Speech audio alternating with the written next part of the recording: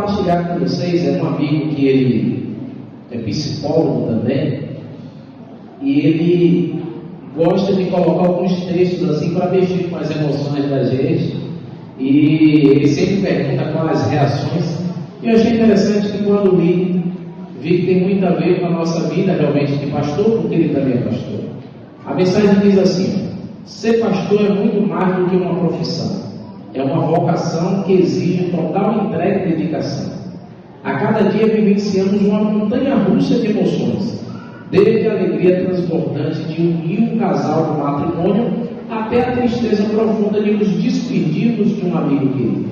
Como pastor, vivemos os momentos mais emocionantes com as pessoas. É uma jornada repleta de experiências que nos moldam e nos desafia a crescer. Somos profundamente tocados e transformados ao caminhar ao lado das pessoas.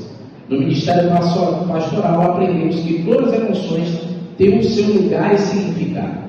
A felicidade nos momentos de celebração nos fortalece, enquanto a tristeza nos lembra da importância da compaixão. Cada lágrima derramada em oração, cada sorriso compartilhado durante o batismo, cada abraço apertado em tempos difíceis, tudo isso faz parte do nosso chamado.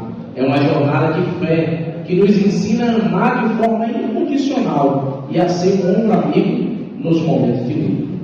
E aí ele diz o seguinte aqui, que eu queria, essa parte aqui me chamou mais a atenção. Nesses últimos anos tenho entendido que dá para viver o ministério de duas maneiras: como profissão e como vocação. Como profissão, colocamos uma máscara e performamos. Como vocação, compartilhamos a vida.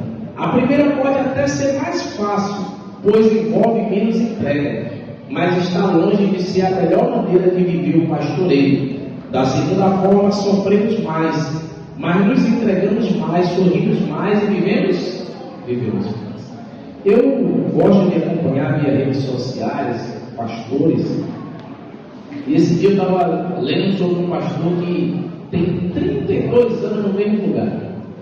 Imagina, na igreja adventista, que parece não ser tão comum, também tem essa realidade. O pastor Dwight Nelson, ele foi o pastor da Enos durante 30 anos, ele jubilou lá. Então, assim, não é uma experiência tão comum de estarmos no mesmo lugar e morar. Interessante que a gente fala sobre ovelhas, o pastorado, e na igreja adventista isso é complicado porque a gente vai embora. Chega o novo pastor e ele é o pastor agora ali para cuidar das ovelhas. Mas com o tempo, irmãos, a gente vai aprendendo que não pode ser uma mera profissão.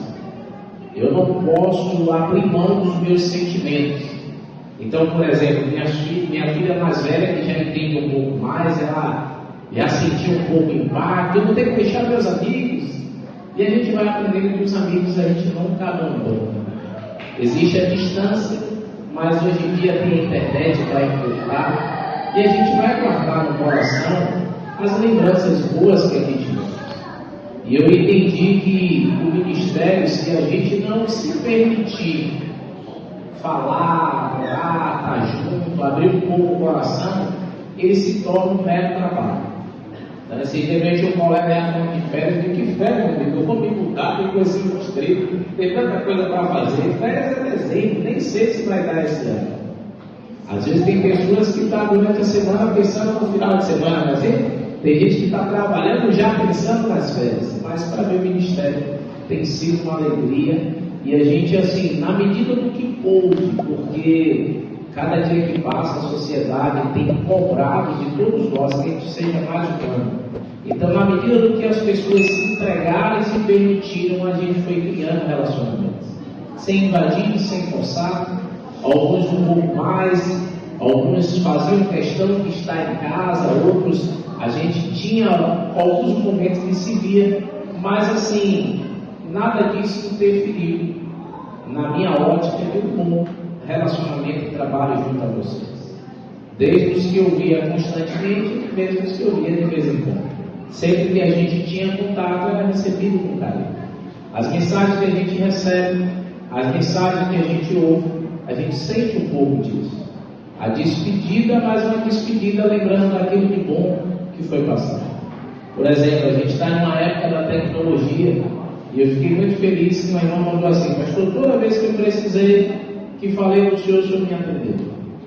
E eu percebi que como a gente é um só e não dá para estar em todas as casas, pelo menos que deixe o celular atento todos os dias para poder atender dentro daquilo que é possível. E a gente teve momentos felizes, momentos tristes que passamos, um conjunto de emoções. Como vejo aqui, até, deixa eu ver se ela ainda está aqui, está assim, a irmã que o último momento fúnebre que fiz foi da filha dela. Mas também tive alguns aqui que houve momentos de alegria, de nascimento, momentos de batismo, momentos de apresentação, e são esses conjuntos de emoções que a gente leva felizes pelo que Deus tem feito e com certeza fará em nossa vida. Eu espero que a igreja continue o seu trabalho, o desenvolvimento, para a honra e glória do Senhor. A mensagem que a gente quer estudar hoje com vocês, ela está em 3 lugares na Bíblia, para vocês verem a importância dela, que é Senequeribe, que eu tenho uma dificuldade de falar o nome dele, mas eu falo Senequeribe, afronta ao Deus de Israel.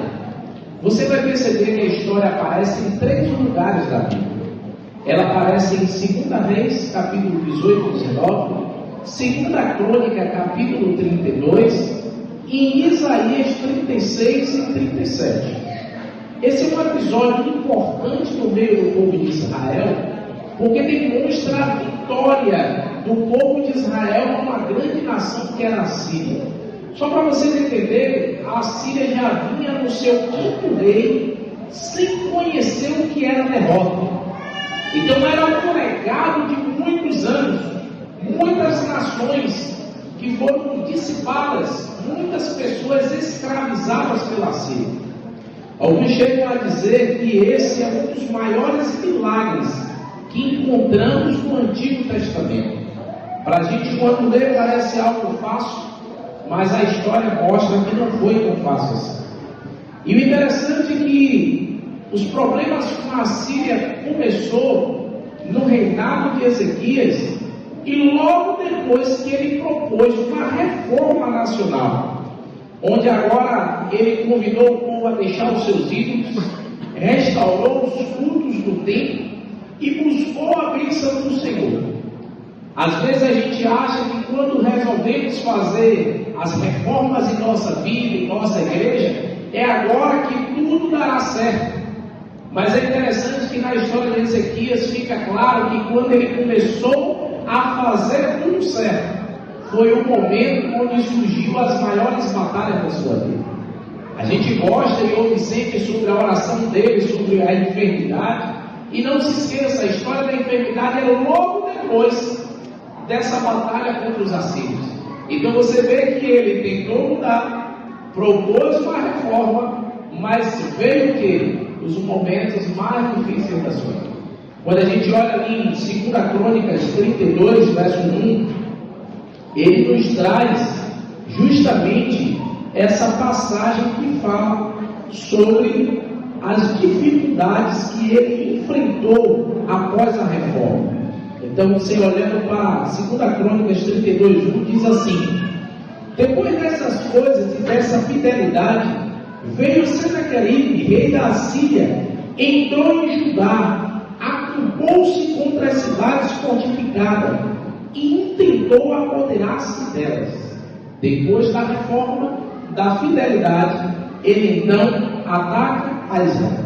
Será que Deus havia ignorado tudo o que Ezequias e seu povo tinha feito? Claro que não. A invasão à Síria era parte da disciplina do Senhor, a fim de ensinar seu povo a confiar somente nele.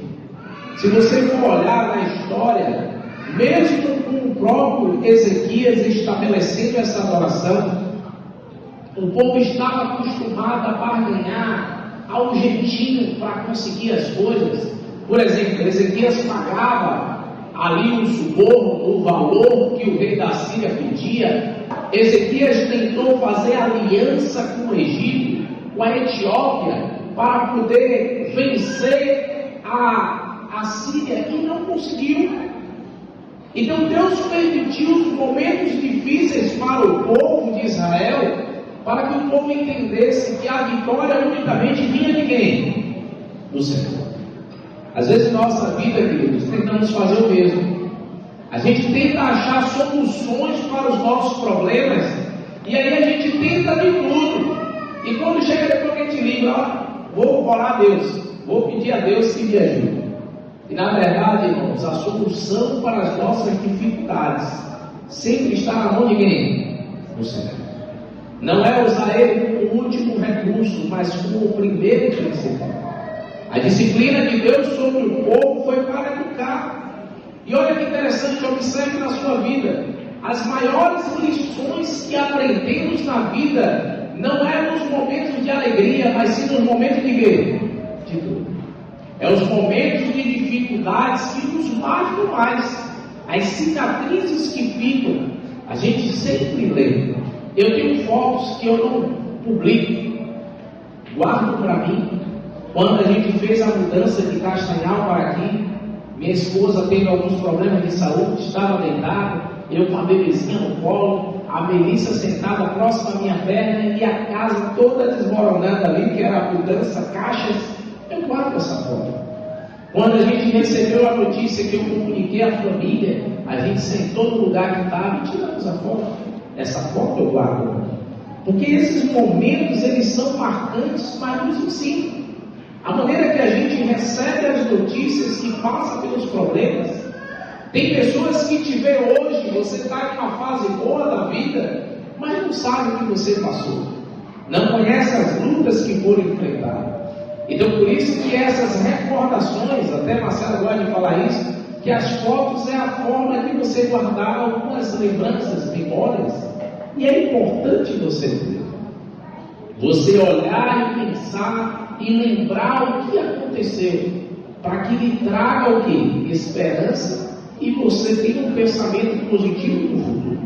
Não se esqueça, como a Ellen diz, só teremos medo no futuro. Se esquecermos do que Deus já fez por nós, aonde? No passado. Então ali Deus estava mais uma vez ensinando ao seu povo. E até uma das frases que eu destaquei para esse momento foi que Ezequias e seu povo precisavam aprender que andar pela fé é viver sem tramar. Já viu que às vezes a gente elabora muitos planos, e aí a gente quer que Deus abençoe o plano que a gente criou. A Bíblia diz assim: os homens fazem os planos, mas a resposta vem de quem? Vem do Senhor. Existe um livro chamado Meu Amigo Espírito Santo, que Morris Vender, ele fala uma coisa que na hora eu fico impactado com isso, porque quando a gente vê esses coaches da internet, vai totalmente diferente. É que ele diz o seguinte: cuidado com planejar muito. Se vocês forem olhar, não é uma concepção só minha. As mulheres têm uma tendência ao perfeccionismo porque ela quer elaborar tudo. O que vai comer, o que vai fazer, o que vai vestir, o que vai acontecer amanhã. E o problema é que às vezes quando a gente faz muito planejamento, a gente engessa. E quando a gente engessa, a gente não permite o Espírito Santo trabalhar. A gente não elabora entendendo que a gente faz os planos, mas pode não ser os planos de quem? De Deus. Eu preciso dar o espaço da fé. Eu preciso deixar Deus agir. Entender que eu fiz um planejamento, mas o maior planejamento está na mão de quem? Do Senhor. É assim que a gente deve viver e pensar. Olha quantos planos eu tinha, evangelismo já marcado, semana de oração, tantas coisas a fazer, mês de outubro, e aí agora não era o momento que eu esperava. Depois de programa de casais, depois de inauguração, não era o que eu esperava. E aí agora é o momento que a gente para, porque, como eu disse a vocês, eu não podia dizer que não quero.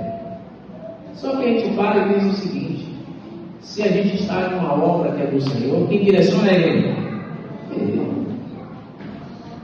Não, mas foi uma pessoa que ligou, meu amigo, Deus usou uma jumenta para falar para o profeta. Imagina uma pessoa. Não é nada por acaso, gente. Eu não creio que nada na minha vida foi por acaso. Às vezes eu paro e penso, é uma boa cidade onde eu estou, mas quando eu lá, na Bahia, pensaria em trabalhar em Catalunha. A mesma coisa, qualquer lugar que mandar no Maranhão eu não conheço. Então eu acho até melhor estar fora da minha terra, porque eu não conheço, não posso criar nem expectativa, nem ver problema. mas entender que aonde Deus guiar, Ele estará comigo. Não foi isso. Mas a história conta então, queridos, que onde se concentra mais esse período de Senaqueribe e Ezequias é em Isaías. E eu quero levá-los para Isaías capítulo 36, que é o 36 e o 37. Até mandei ontem no grupo, quem pudesse ler, para que a gente não assim lesse todos os versos aqui. Diz que então, queridos, eles foram para uma região, até dar um contexto a vocês antes da leitura. Esse rei ele já tinha conquistado cerca de 46 cidades. Encontraram alguns escritos no Mar Morto, alguns escritos até pela mão do próprio rei da Síria, dizendo que ele já havia conquistado quase toda Israel. Você sabe que o reino estava dividido, e ele já tinha conquistado quase tudo, faltava Jerusalém. Ezequias, muito esperto, foi lá, mandou reconstruir um muro alto e mandou também desviar o curso do rio para que não faltasse água para Jerusalém. Mas o rei sabia que para ele agora, na Síria, ter um domínio total contra Israel, precisava conquistar Jerusalém. Então eles foram para uma cidade chamada Lanquins, que era uma cidade que ficava a 50 quilômetros de Jerusalém. E olha que interessante, nessa mesma cidade foi onde Isaías confrontou Acais, como você pode ver em Isaías capítulo 7, versículo 3, onde ele disse a Acais: olha, não confie nesses tributos, não pague tributo para a Síria. E Acais foi teimoso e ouviu a quem? A si mesmo, e não ao conselho do profeta. E Acais, como conhecemos biblicamente, como um rei mau, um rei que fazia as suas vontades, mas não a vontade de quem? De Deus. E agora ali no capítulo 36, versos 1 ao 4, diz assim, ó: no ano 14º do rei Ezequias, subiu Senaqueribe, rei da Síria, contra todas as cidades fortificadas de Judá e as tomou. O rei da Síria enviou Rabsaque de Lanquins a Jerusalém, ao rei Ezequias. Um grande exército parou ele na extremidade do aqueduto, do açude superior, junto ao caminho do campo do lavadeiro. Então saiu e encontrasse com ele Aquim, filho de Uquias, o mordomo de Sebiná, o escrivão, e Joás, filho de Asaf, o cronista. Tiveram um encontro então com Rabsaque. Rabsaque era um comandante de campo. Alguns teólogos dizem que na verdade foram 3 que tiveram encontro ali, 3 de cada lado. Rabsaque começou o seu discurso de uma língua onde eles entendiam, mas não para toda a nação, porque o povo estava sobre o muro. Mas no discurso dele, ele agora começa a falar em hebraico, para que o povo entendesse e tivesse medo. Você vê essa afronta a partir do versículo 4, que diz assim, ó: Rabsaque lhe disse: dizei a Ezequias, assim diz o sumo rei, o rei da Síria, que confiança é essa que te escribas?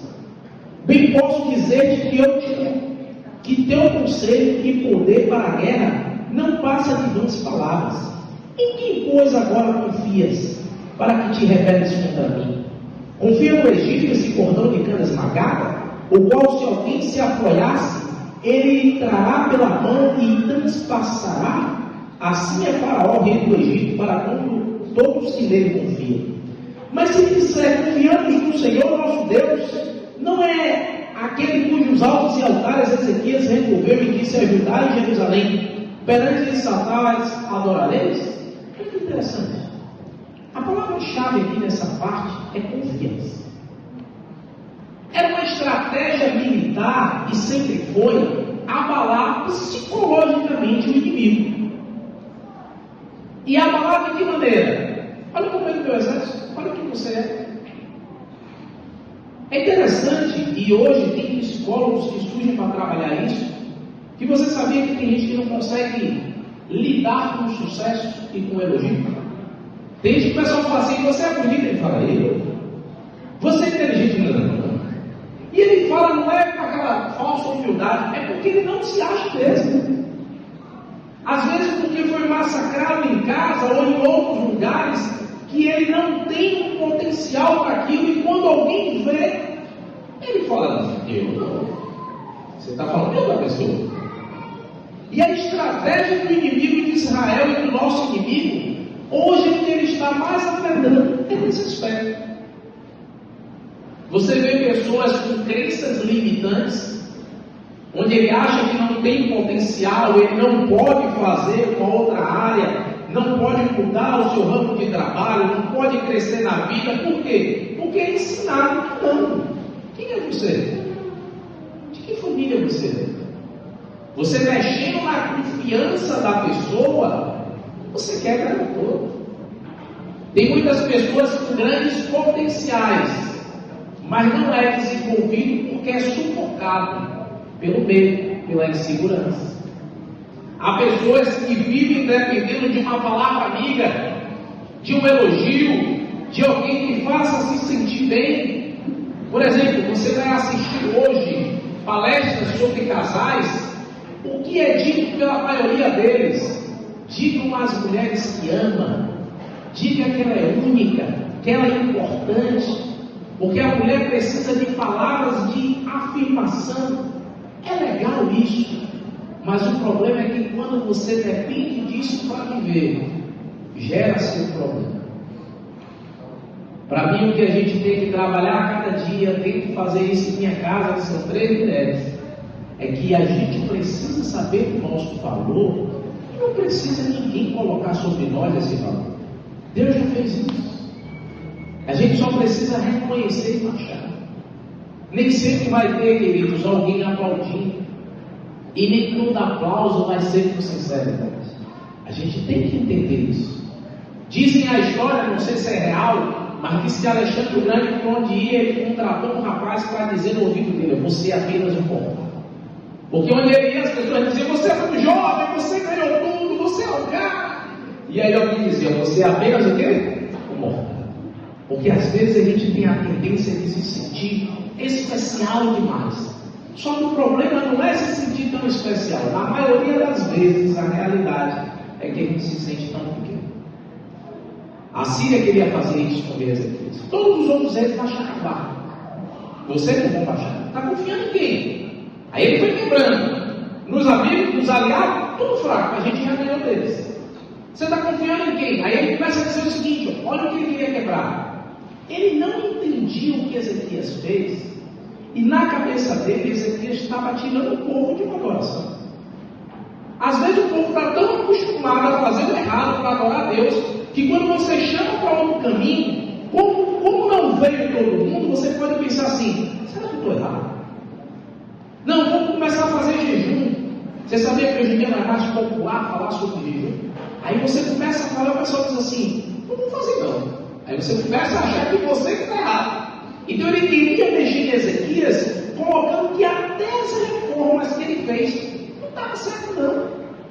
Quando foi depois, se você olhar o discurso, ele tentou trabalhar de que eles eram um instrumento sobre a vida do povo de Israel, que Deus mandou. Em parte não estava errado, sabe por quê, queridos? As coisas boas e ruins que ocorrem conosco têm o consentimento de quem? De Deus. E ele então queria mexer tudo na vida do povo de Israel. O discurso foi forte, o discurso era para provocar medo, mas o interessante é que quando a gente teme ao Senhor, queridos, algumas reações elas são necessárias. E olha que interessante, o verso 10 diz assim, na verdade o verso 10 eu já apliquei, o verso 18 também, eu quero ir aqui para o capítulo 37, versículo 1. Diz assim: tendo o rei Ezequias ouvido isto, rasgou as suas vestes e cobriu-se de pano de saco e entrou na casa do Senhor. Então ele enviou a Enaquim, o mordomo, a Sebna, o escrivão, e os anciões dos sacerdotes com vestes de pano de saco ao profeta Isaías, filho de Amós, os quais lhe disseram: assim diz Ezequias, este dia é dia de angústia, de castigo, de opróbrio, porque filhos são chegados a hora de nascer, e não há força para dar luz. Verso 4, que é o mais importante: porventura o Senhor teu Deus terá ouvido as palavras de Rabsaque, a quem o rei da Assíria, seu senhor, enviou para afrontar o Deus vivo, e repreender as palavras do Senhor, ouviu fazer, pois, 2 orações, pelo quais ainda o que? Substitui. interessante isso. Ezequias, quando ouviu, rasgou as suas vestes. Essa expressão de rasgar as vestes era porque ele sentiu o impacto daquilo que tinha acontecido. Mas o que foi que ele fez? Foi para o profeta. Profeta, olha aqui, será que Deus está vendo isso? Ele usa até uma expressão interessante, o teu Deus. Porque Ezequias falava tanto, Isaías falava tanto da confiança em Deus, confia em Deus, confia em Deus. Ele disse assim, e aí, será que o teu Deus está vendo? E aí Ezequias diz o seguinte, Isaías diz aí no versículo 6. Isaías lhe diz, dizei isso a voz do Senhor, assim diz o Senhor, não temas por causa das palavras que ouviste, com as quais os servos do rei da Síria blasfemaram contra mim. Eis que meterei nele um espírito, e ele, ao ouvir certo rumor, voltará para a sua terra, e nela eu farei cair morto ao quê? No versículo 4, no finalzinho, Isaías também convida Ezequias para orar. Isaías queria dizer ao rei e a todos que ali estavam, olha, eu tenho uma experiência com Deus. O que eu mandei você fazer, eu sei o Deus que eu creio. Mas agora está na hora de vocês começarem a ter as suas experiências. Vai, ó. E veja o que Deus vai fazer na sua vida. A história conta aí no capítulo 37 que a Etiópia e o Egito estavam vindo realmente para ajudar Israel. Então o rei da Síria queria vencer com palavras, ele não queria lutar, ele queria vencer logo.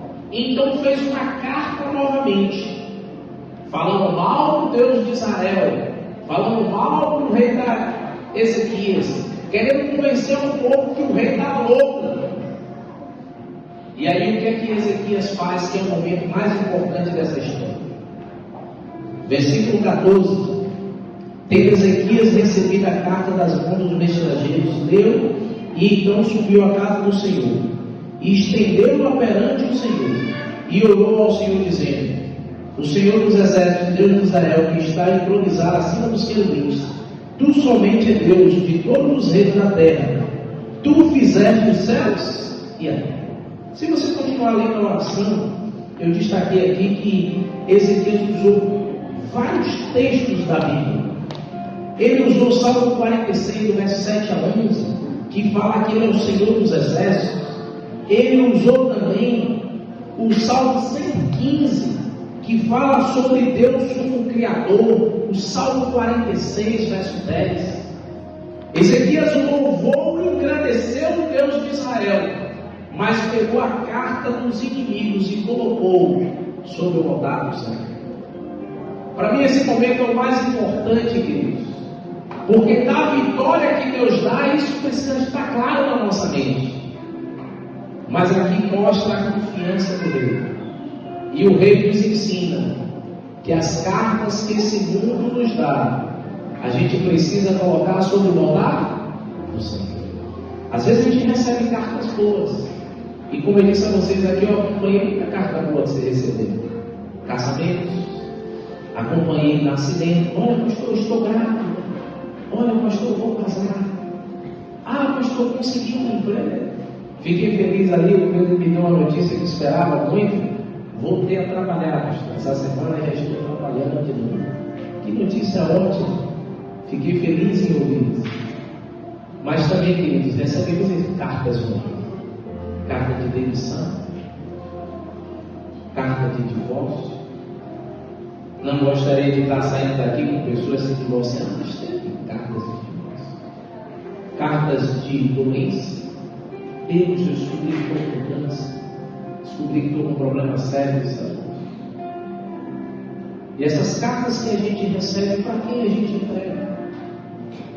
Ezequias nos ensina que essas cartas a gente coloca sobre o altar.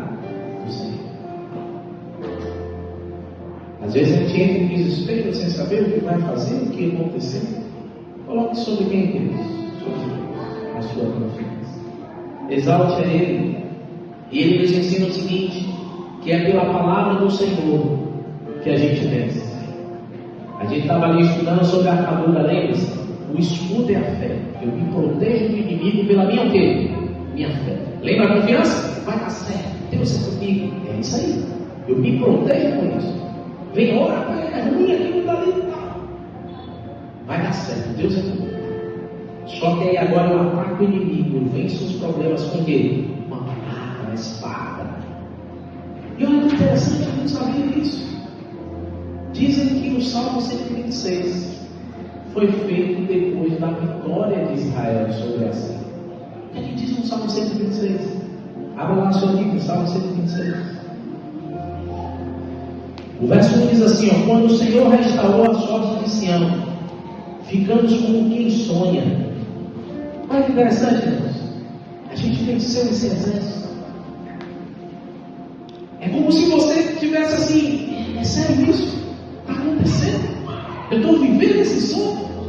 E aí o verso 2 diz assim: então a nossa boca se encheu de riso, e nossa língua de júbilo. Então entre as nações se dizia: grande coisa o Senhor tem feito por quem? Por eles. A tristeza se transformou em quê? Em riso. E diz mais, ó: com efeito, grandes coisas fez o Senhor por nós, por isso estamos alegres. Restaura, Senhor, a nossa sorte como as correntes do Negueb. Os que com lágrimas semeiam, com júbilo terão. E aqui, irmãos, é um texto mais forte. Quem sai andando e chorando enquanto semeia, voltará com júbilo, trazendo o quê? Às vezes, irmãos, a gente vai sair chorando. Às vezes a gente vai passar por situações que a gente diz assim: meu Deus. Uma vez eu visitei uma irmã que ela disse assim: pastor, eu choro tanto que eu fico pedindo a Deus para eu parar e eu não consigo. Porque em todo momento é só lágrimas, é só dor, eu não tenho vontade de comer, eu não tenho nada. A dor, ela vem. Faz parte do processo, é um sentimento que vem. Mas quando a gente vai chorando, confiando, entregando ao Senhor, a gente volta com o que, queridos? Alegria. A igreja a gente precisa vir para testemunhar. Tem hora que a gente vai vir para pedir: olha, minha vida está difícil. Eu não posso deixar de falar o que aconteceu. Ezequias orou e confiou. E o que foi que aconteceu na noite deles?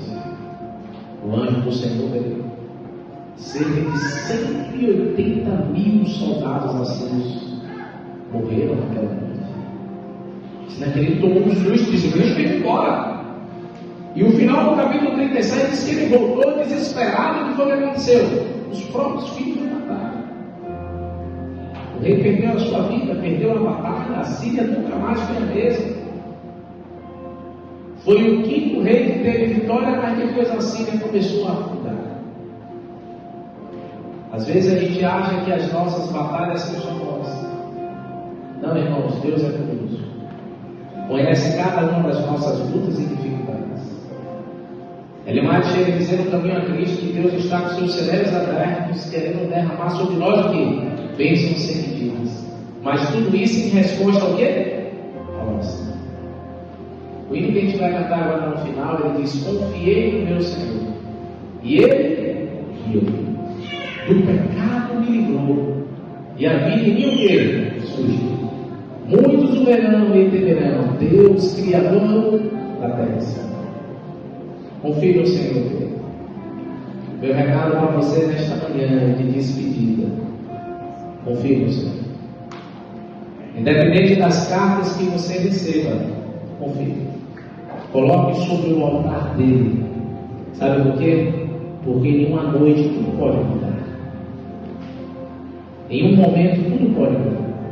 O que é dor se transformar em riso, alegria. Não se esqueça disso, queridos. Quem semeia com choro voltará com alegria.